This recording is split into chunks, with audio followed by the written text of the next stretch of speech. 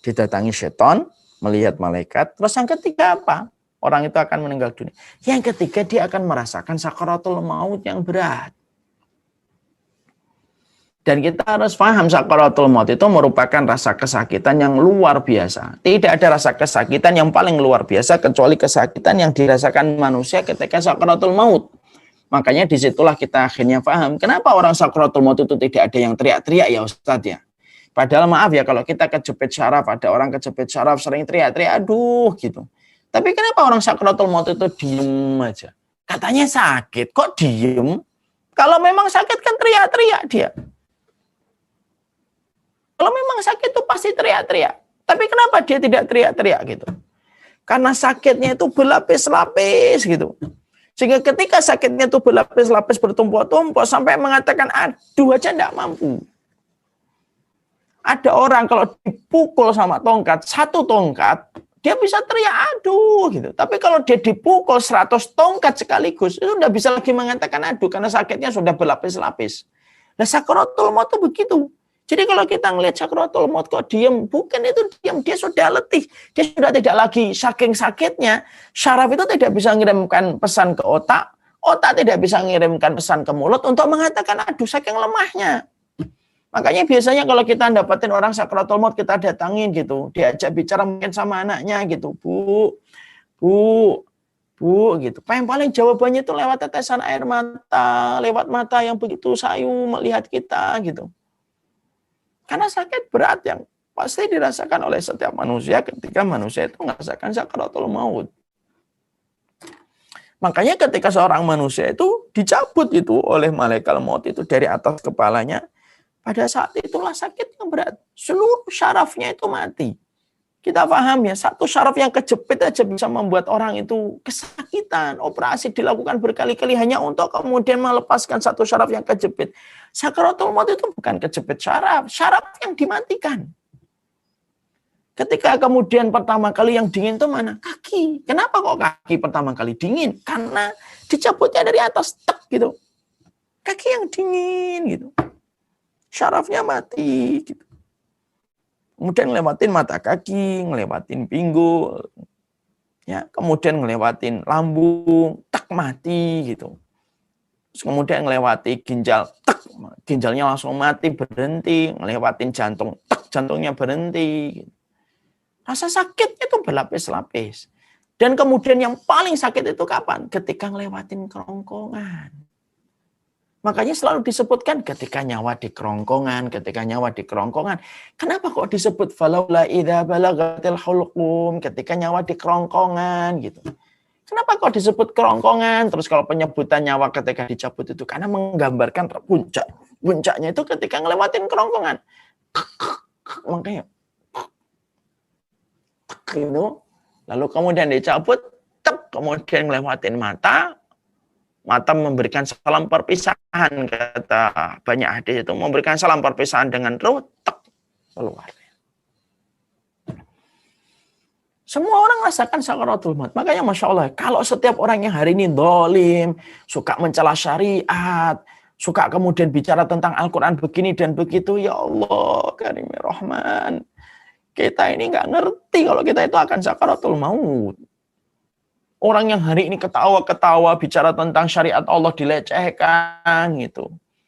Kita ini lupa kalau kita ini sakaratul maut yang pasti akan dirasakan oleh setiap manusia. Dan itu satu ketetapan yang pasti terjadi.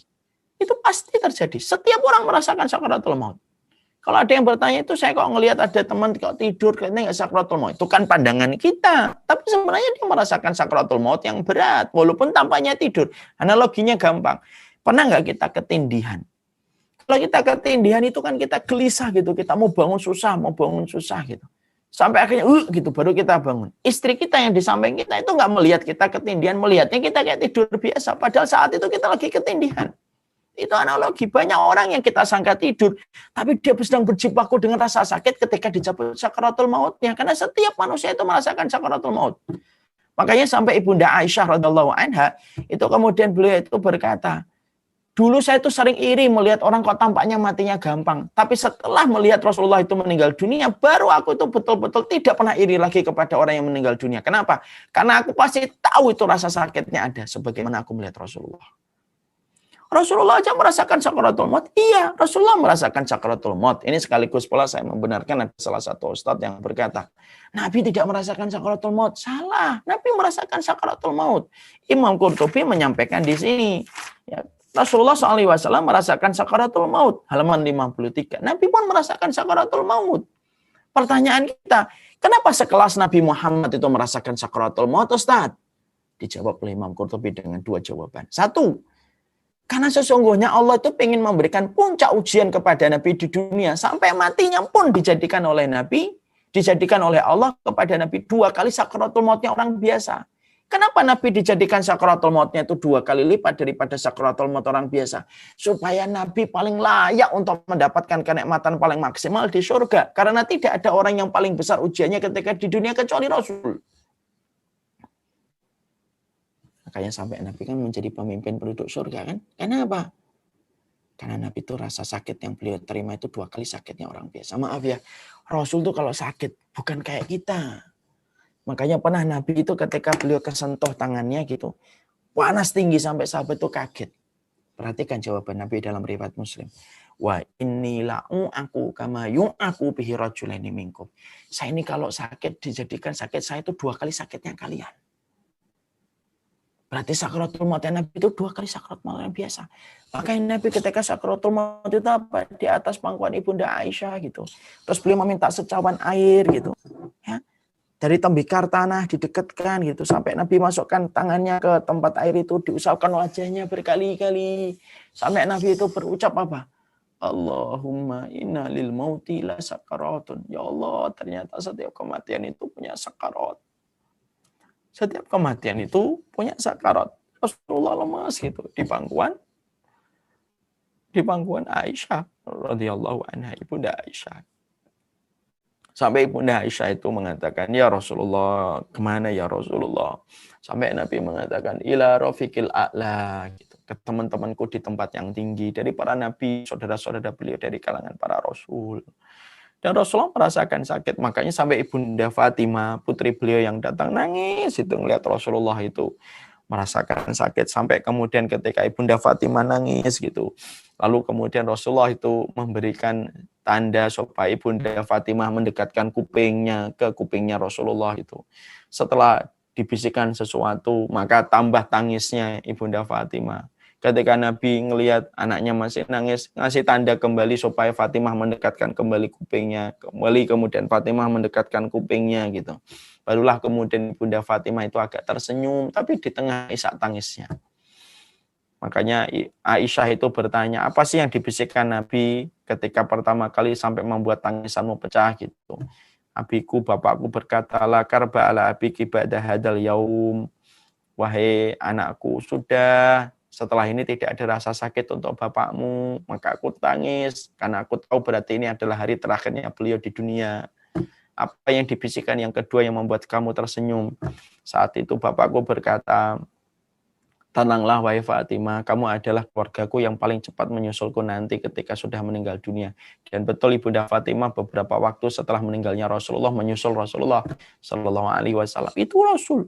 Jadi kenapa kemudian Rasulullah SAW itu sakaratul maut? Karena ingin Allah itu memberikan puncak kenikmatan dengan Allah memberikan puncak ujian kepada Nabi sampai ketika proses sakaratul mautnya. Yang kedua, kenapa Nabi sakaratul maut, Ustaz? Yang kedua, para ulama menyampaikan, karena sesungguhnya Allah ingin mengatakan kepada kita, loh kalau nabiku, rasulku, aja merasakan sakaratul maut, apalagi ente, nggak nabi, nggak rasul, itu pasti ngerasain sakaratul maut. Jadi manusia itu pada dasarnya itu lupa gitu. Orang-orang yang hari ini masih membuka aurat itu sebenarnya lupa kalau nanti sakaratul maut gitu. Orang yang hari ini ketawa-ketawa, ngecek-ngecek syariat Islam sampai dijadikan bercandaan gitu, lupa kalau sebentar lagi itu sakaratul maut. Makanya sampai kemudian malaikat berwasiat kepada Nabi, "I'mal masyitum, fa innaka mayyitun." Sudah kalau mau berbuat apa saja silahkan, tapi ingatlah, kamu mati, kamu itu mati. Ini kalau kita paham itu Masya Allah. Orang-orang yang hari ini ketawa-ketawa gitu memperlihatkan permusuhannya kepada Islam, kepada Allah dan Rasulnya, itu sebenarnya lupa. Mereka itu akan meninggal dunia dan menghadapi sakaratul maut. Dan sakaratul maut itu sebesar ini. Ada nggak orang yang tidak merasakan sakaratul maut? Ada. Satu saja yang tidak merasakan sakaratul maut. Siapa itu? Orang-orang yang mereka itu mati syahid. Nah, mereka tidak merasakan sakaratul maut. Mereka sebagaimana digigit semut. Sehingga mereka tidak merasakan apapun. Nah, inilah yang menjadikan kita memahami. Inilah yang menjadikan kita mengerti. Itulah 3 perkara yang dirasakan oleh setiap manusia ketika menuju kepada kematiannya. Dia melihat setan dan setan itu bertempur habis-habisan supaya orang itu mampu tersesatkan dari jalan Allah yang lurus. Dia melihat malaikat dan dia merasakan sakit yang berat. Makanya kalau kita talqin, jangan ditalqin sesuai dengan kondisi kita kayak normal. La ilaha illallah. Ayo cepet Pak. La ilaha illallah. Ayo Pak. Bukan begitu. La ilaha illallah. Dia biar mencerna kalimat itu. La ilaha illallah. Kenapa? Sakit yang dia rasakan itu berat, akhi.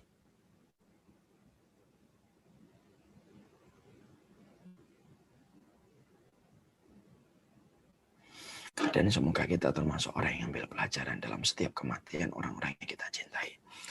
Inilah yang menjadikan kita memahami bahwasanya salah satu di antara hal yang kita harus paham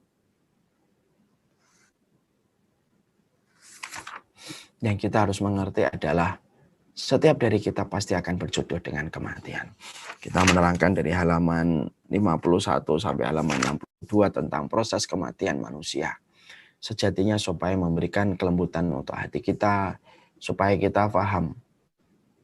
Semegah-megahnya kita menggenggam dunia, kalau orang itu sudah sakaratul maut, tidak ada lagi yang mampu dia inginkan dari dunia itu kecuali satu. Dia hanya bisa ingin selamat ketika menuju kepada kematian. Allah alam bisawab, ini yang dapat saya sampaikan dalam pertemuan ini. Semoga Allah merahmati kita, memberkahi kita, dan semoga kita selalu diberikan petunjuk oleh Allah kepada perkara yang Allah cintai dan